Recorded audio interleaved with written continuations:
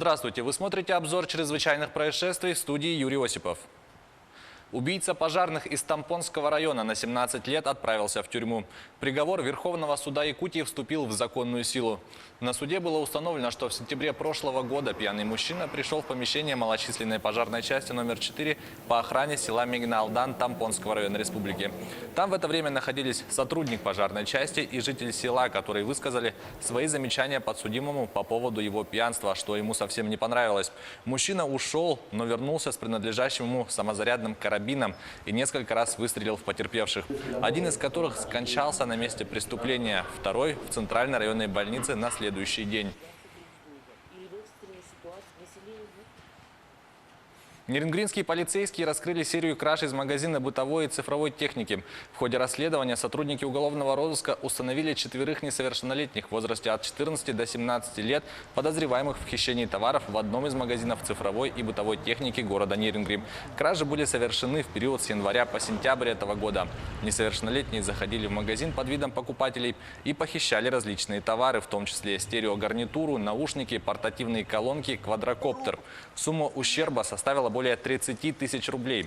В настоящее время часть похищенного изъята, и хотя некоторым злоумышленникам нет еще и 16, за некоторые преступления уголовное преследование предусмотрено уже с 14 лет и кража в их числе.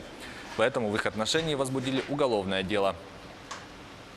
Осужденная стала плохо во время заседания, из-за этого суд отложил рассмотрение уголовного дела. Женщину госпитализировали из зала суда.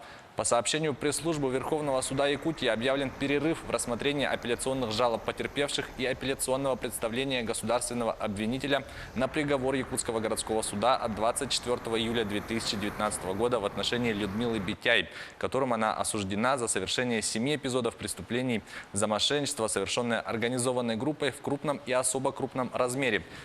Перерыв в судебном заседании объявлен в связи с болезнью осужденной до 10 октября. Это уже не первый раз, когда рассмотрение уголовного дела откладывается из-за состояния здоровья осужденной. В апреле ее также увозили на скорой помощи для лечения. В больнице скончался офицер Следственного комитета России, полковник юстиции Владислав Капустин. После совершенного нападения его экстренно госпитализировали для проведения операции, но он умер, не приходя в сознание. Следователи возбудили уголовное дело по статье «Посягательство на жизнь сотрудника правоохранительного органа». С нападавшим, который был сразу же задержан, работают следователи, проводится его допрос. По предварительной информации, мужчина состоит на учете в психоневрологическом диспансере. Кроме того, по сообщению Следкома России, в ходе первичного общения задержанный проявил неадекватность поведения, в связи с чем в самое ближайшее время будет проведена психолого-психиатрическая экспертиза для определения его психического состояния.